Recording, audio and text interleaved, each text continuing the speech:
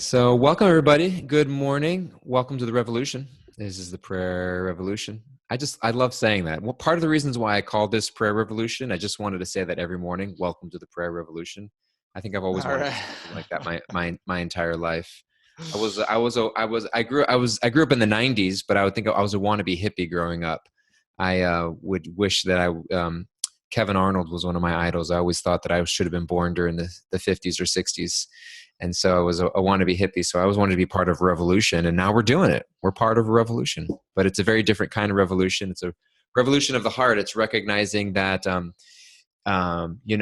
I was in high school or just graduated high school, I went to visit a friend of mine who was going to school at Santa Cruz. And we were roller skating through downtown Santa Cruz. And we popped into a bookstore. And there was a button that said, "Be the change you want to see in the world."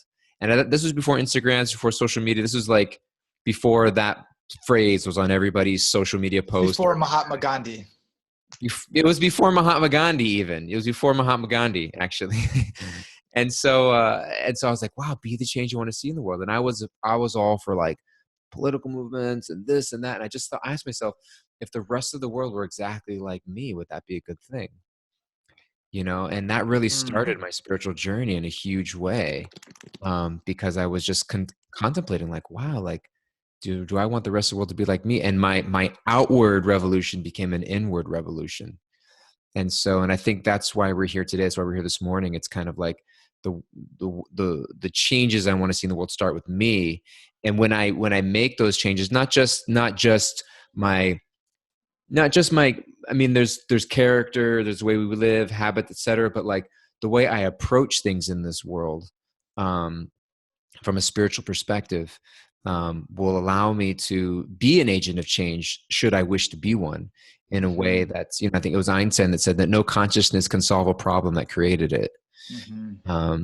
The same consciousness can't solve a problem which created the problem. And so there are a lot of problems in the world today, but how are we going to solve them? It's a different approach than we've taken thus far. And so that's revolutionary. Therefore, we call it the prayer Mm-hmm. revolution.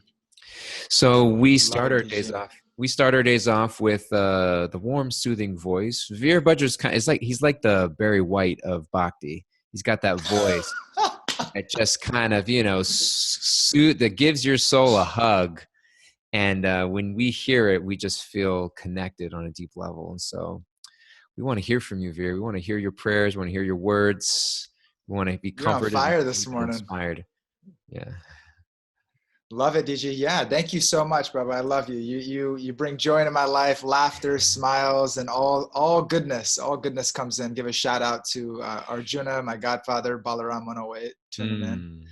And yeah. All right. So those of us that have prayed before, you know what we're about to jump into right now. And those of us that have not prayed with us on Prayer Revolution, it's a very, very simple practice. Just find a comfortable seat or a pause in your day if you choose to stay standing. And if you'd like to bring your palms to your heart, just your palms folded at your heart. And then just soften your body. So notice any tension in your body. Start to take some nice deep inhales and exhales. Soften your body and relax into receiving. In prayer, we open up a connection. We open up a main line with our higher power to receive grace, receive that connection. And so right now, we all have an opportunity just to experience a little bit more of that connection. The universal heart connecting with our individual heart. Our divine beloved Lord has many names, many forms, comes at many different times throughout eternity, that we're connecting with that one divine source. The Son has many different names in different languages. And so the Lord also manifests many different ways, many different times throughout history. We have the opportunity to connect to that one supreme truth through our prayer. My dear Lord, we pray today for all those that are on the front lines of service, not thinking of themselves, but thinking of others, putting their physical well-being, putting their mind, their emotions, their hearts, putting it on a platter of service, giving themselves fully to others. We pray for them to be protected, not only physically, but spiritually, mentally, emotionally, that they feel fearless today in their service, that they feel courageous as they're stepping into the battlefield of service right now, giving their lives, giving themselves. We pray that we can take on that consciousness, because every single day, there's so many opportunities to serve. Every single day, there's so many people that are in need. And we recognize that those needs are physical, mental, emotional, but of the most greatest need of our heart, we recognize that it's spiritual. Recognize that we have forgotten ourselves, that sometimes that we stray away from the path, and we forget actually what will bring us fulfillment in our life. We forget actually what brings fulfillment to the heart and to the soul. So help us to remember that consciousness. Help us to all join in as frontline responders in our own ways in our life, to be able to recognize where the need is, and to be able to be courageous and taking advantage of the opportunity to serve, to bring your grace, to bring love, compassion, kindness, to bring support, and the unlimited ways that we can do that every single day of our life. Help us to see those opportunities, and help us to be courageous warriors on the front lines as instruments of your grace, as instruments of love. So we pray for all those out there today, the doctors, the first line responders. We pray for their safety. And also we pray that we can have the courage in our lives to respond to your call, to see and to hear your call, and to respond to it as instruments of your grace. As we chant the mantra today, let's chant for all of those that are sacrificing their lives for others. And let's chant that we may have the courage to do the same in ours, knowing that it is in giving that we receive, knowing that it is in giving our heart fully, giving our life fully in service, that we experience the fulfillment of the soul that we're seeking. Let's chant this mantra with all of our attention, with all of our heart, helping us to reconnect to that fearlessness, to reconnect to that will, that higher power, that divine will.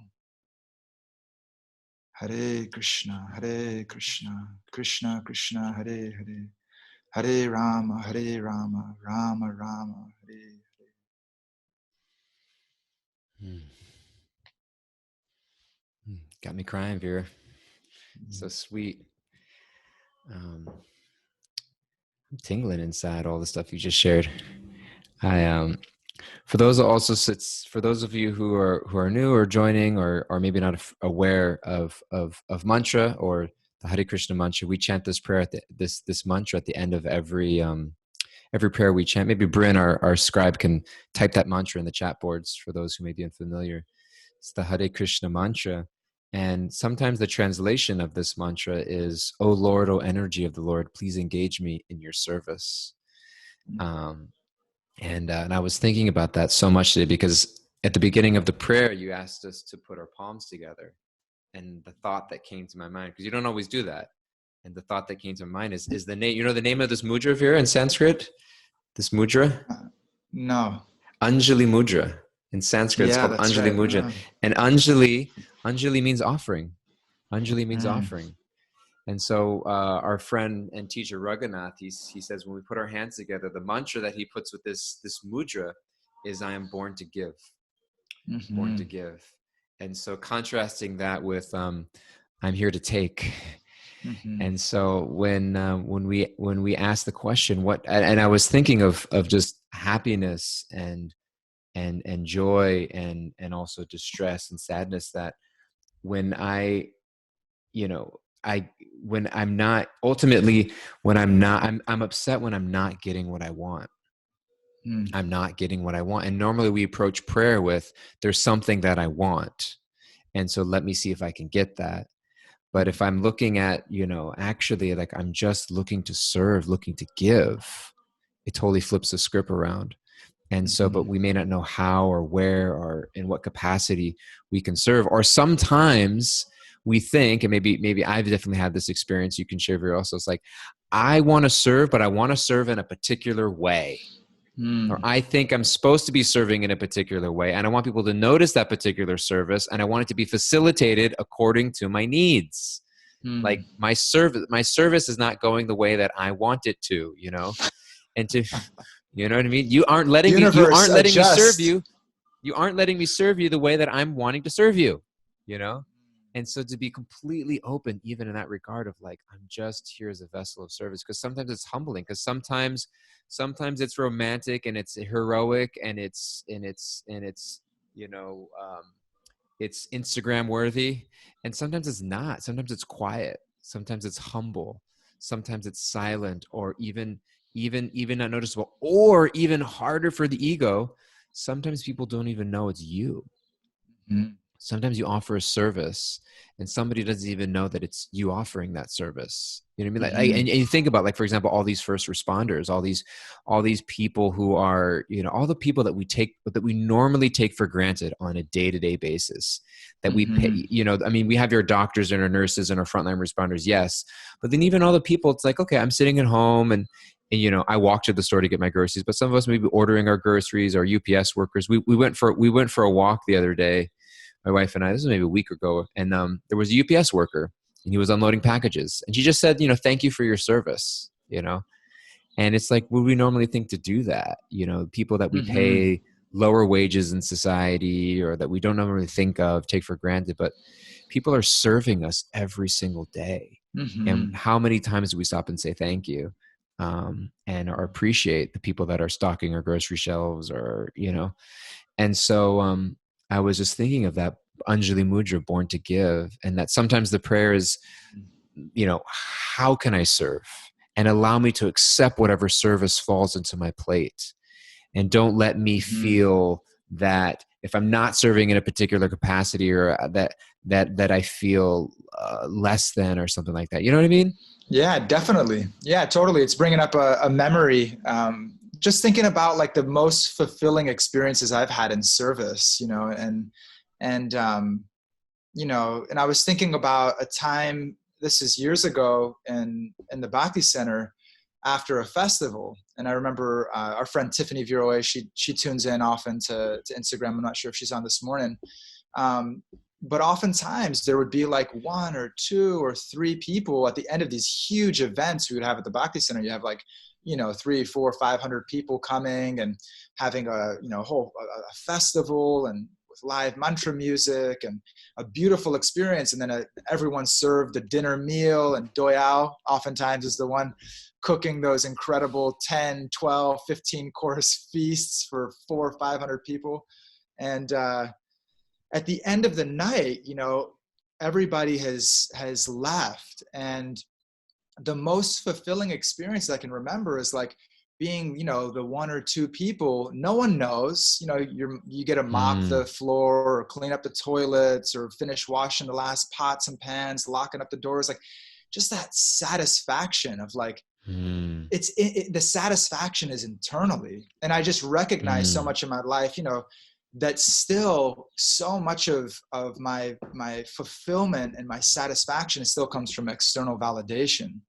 And so there's a spotlight, there's a recognition, somebody sees me doing something, then it's like, yeah, like, maybe it's not like a gross overt thing, but it's like, yeah, that feels good. And to some degree, mm, it's important that we're appreciated and people value us. Like that's how also we can experience love genuinely like that as well, through someone appreciating us. mhm, But the satisfaction isn't the validation. The satisfaction is in our heart. The satisfaction is knowing mm, that I'm doing this out of service for you, my Lord. I'm doing mm, this.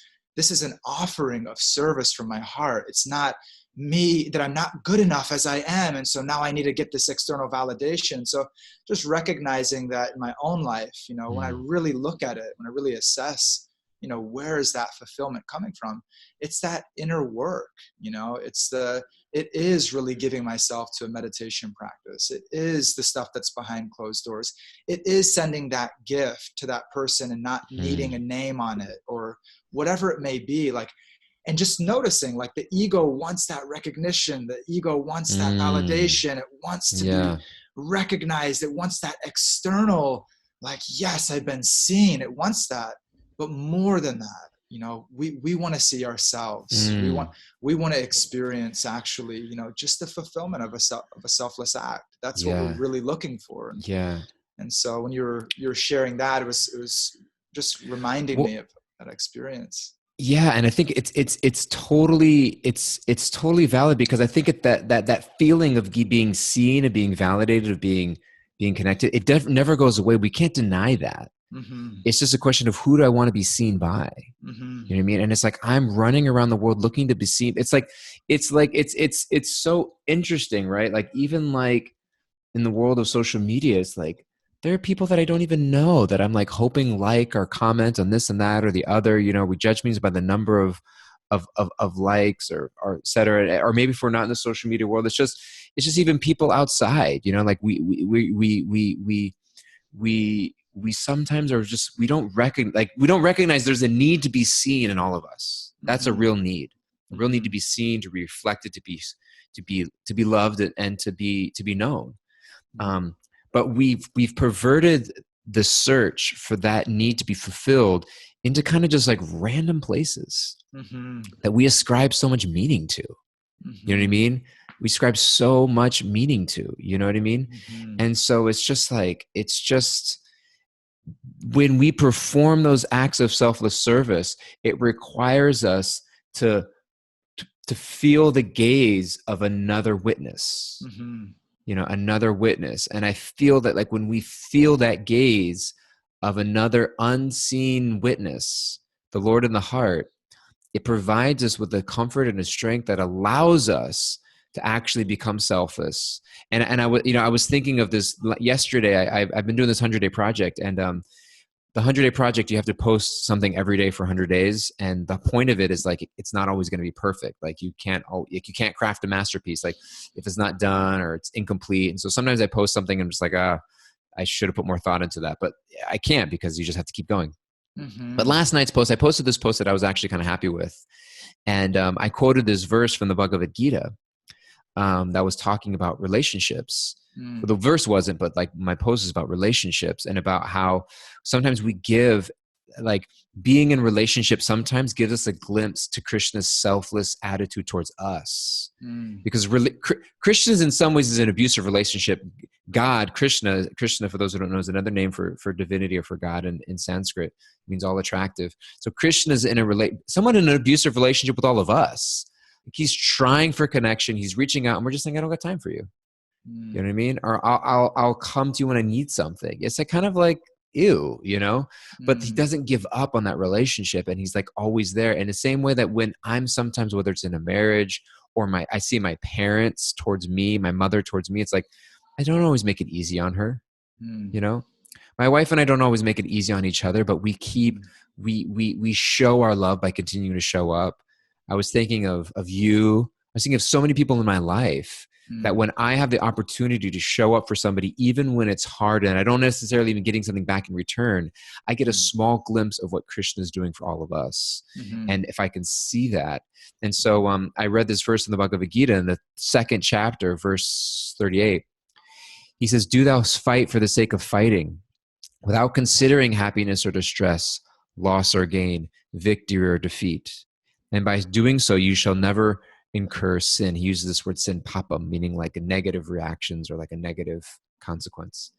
And so it's kind of I see that our service, perform our service without considering happiness or distress, loss or gain, victory or defeat, fame or defame, recognition or not. It's let me Anjali Mudra, let me be born to give, ask that question of service, and then be seen by the Lord within the heart and be detached from whatever else comes. Beautiful, DG. Oh my goodness gracious. I love seeing your smile. Yeah, it's so beautiful.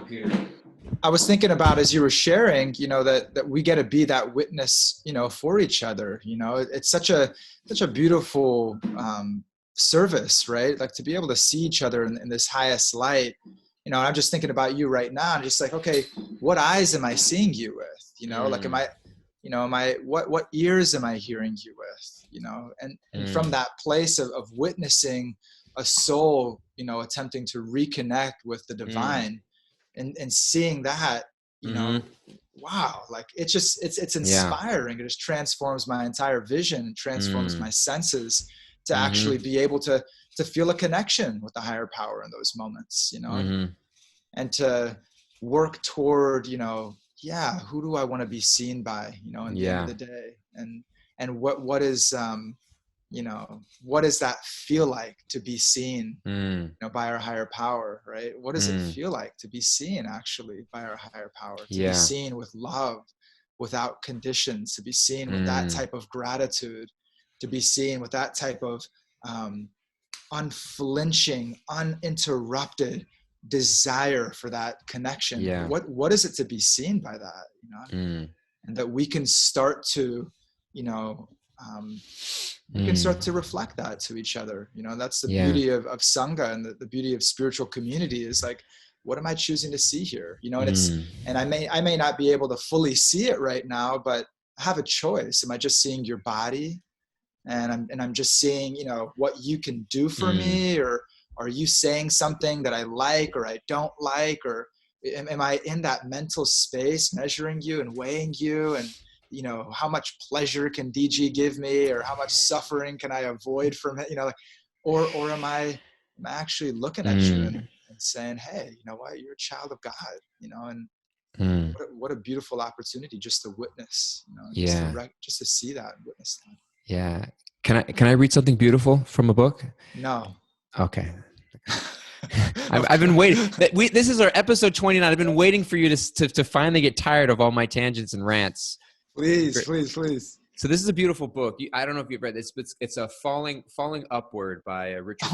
I just opened that book last night and I put it in my backpack. Really? It's one great. It's I've read it twice. It's such a great book, and it's really about spiritual maturity in some ways, and it's about exactly what we're talking about now. So let me read the first part. This is in the first chapter, this one section. He says, so we need boundaries, identity, safety, and some degree of order and consistency to get started personally and culturally. We also need to feel, quote unquote, special. We need our, quote, narcissistic fix. By that I mean, and I underlined this part, we all need some successes, response, and positive feedback early in life, or we will spend the rest of our lives demanding it or bemoaning its lack from others. There is a good and needed narcissism, if you want to call it that. You have to first have an ego structure to then let go of it and move beyond it. And then he goes on to say, this is basically, if you get mirrored well early in life, you do not have to spend the rest of your life looking in narcissist's mirror or begging for the attention of others. You have already been attended to and now feel basically good and always will. If you were properly mirrored when you were young, you are now free to mirror others and see yourself honestly and helpfully. I can see why a number of saints spoke of prayer itself as simply receiving the ever benevolent gaze of God, returning it in kind, mutually gazing, and finally recognizing that it is one single gaze received and bounced back. The Hindus call this exciting mutual beholding darshan. And so this idea of prayer, sometimes not just being, my dear Lord, hear me. It's sometimes, my dear Lord, I'm coming to be seen by you. And that I am presenting myself in front of you because I recognize this need in me, this universal need that we all share, to be special in someone's eyes, to be recognized, to be held. And I've been spending my life squeezing that out of other people, and they've been trying to squeeze it out of me and other people. There's this Jay Giles song called Love Stinks. It's in the 80s. It says she loves him, but he loves her, and she loves somebody else. You just can't win. you know? Oh man. It's like, we're seeking to squeeze validation out of somebody, and they're seeking to squeeze it out of somebody else, and they're thinking to squeeze it out of somebody else. And it's just like, why don't we just all turn to the center? Mm-hmm. You know what I mean? And allow ourselves.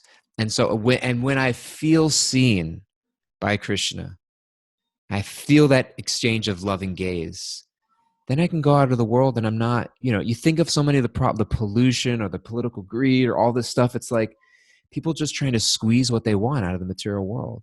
And it's wreaking havoc. Mm. And it's like, wow, why don't we all be seen in a different way? And Mm-hmm. then now we can go out and we're just reflecting that gaze to other people. I can Yeah. now go and reflect that gaze to other people because I've already received. I'm Mm-hmm. not coming out with an empty cup, Mm-hmm. walking around begging alms, you know, but Mm-hmm. I'm actually coming out to give Mm-hmm. but I first have to receive that. Yeah. So it was beautiful, beautiful. I've read that book.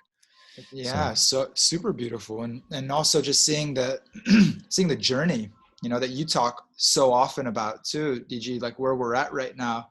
And I know for myself, like I still recognize, so much of this this need to be seen, and also the gap between, being seen by the divine, mm, like really being totally just, convinced that that's the gaze I'm looking for, and to really to kind of like give myself to that mm, gaze, whether it's in my prayer or meditation or just yeah. in my state of consciousness throughout the day, that, yeah, my Lord, like all I'm seeking is like, is to give myself fully to you in every moment of my life. And that's it, to come to that perfected state spiritually. So on the journey of that, we're recognizing, okay, like I really still have like these petty needs for validation. Like I really still have Mm, like so many kind of like petty, I have all of these like, stipulations in the contract of life of like what it means to just be okay with myself, and what it means to feel loved, and what it means to feel seen and heard, and it becomes like so complex, just the mental, emotional needs become so complex unless we recognize that's actually, I'm not looking for that.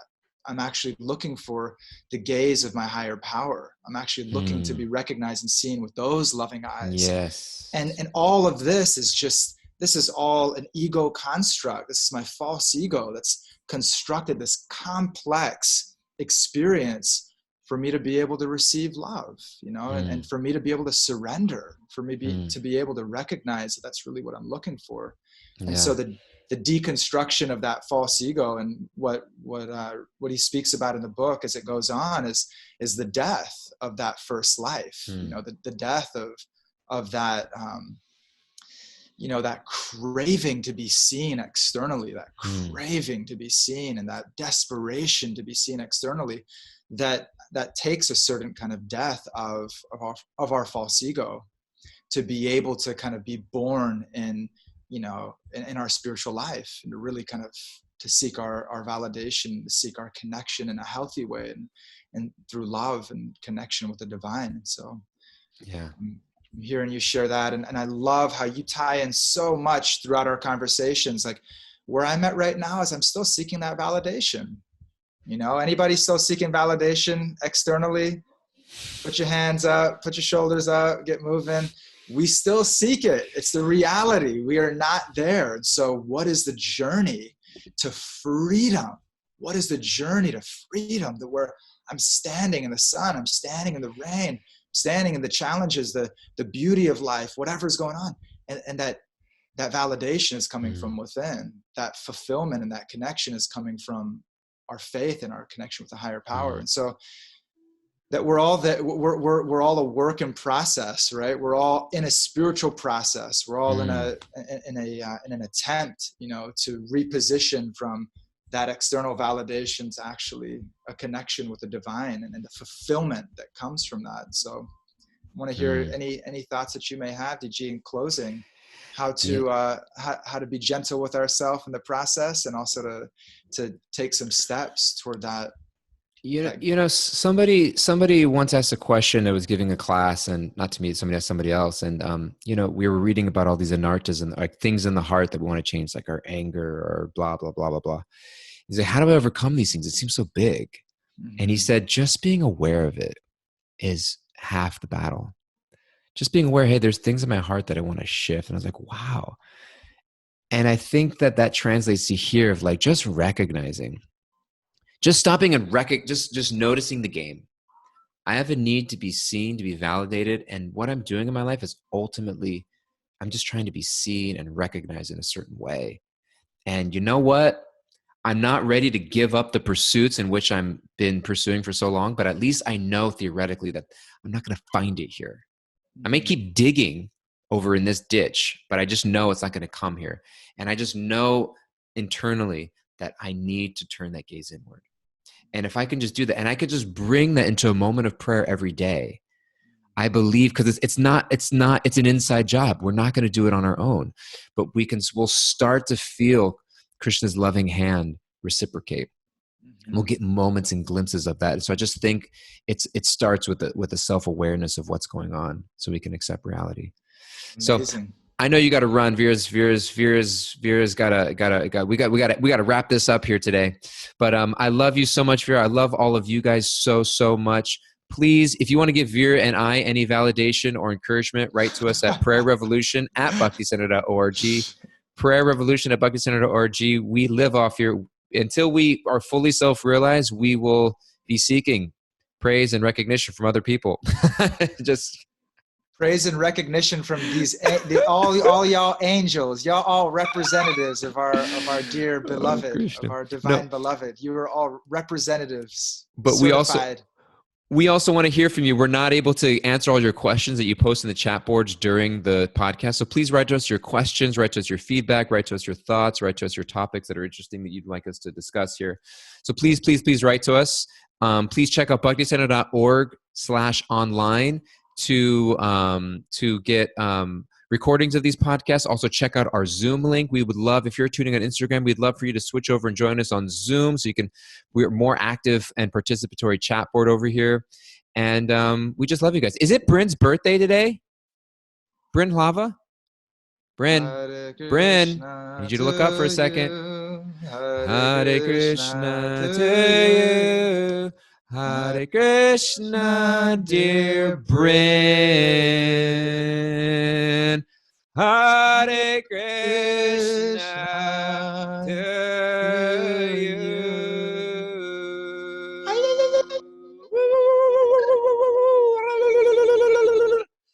We love you, Bryn. Bryn is our official Prayer Revolution scribe. We found out it's her birthday today. She didn't even tell us. She's humble. We love you, Bryn. We're so glad that you appeared in this world and that you're offering this service to all of us. And so we love you. We appreciate you. And we love you all. So thank you guys for being here. Vira, have safe travels. He's going to Florida to see his family. He's been sacrificing here at the Bhakti Center, and he's going to be tomorrow's call will be from Florida. And so take care, everybody. Be well. We love you, and we'll see you tomorrow, same time, same place, your apartment. Haribo. See you, DG. Take care, guys.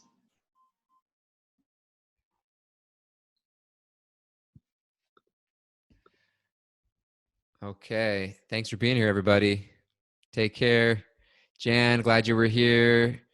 Trisha, take care, Trisha.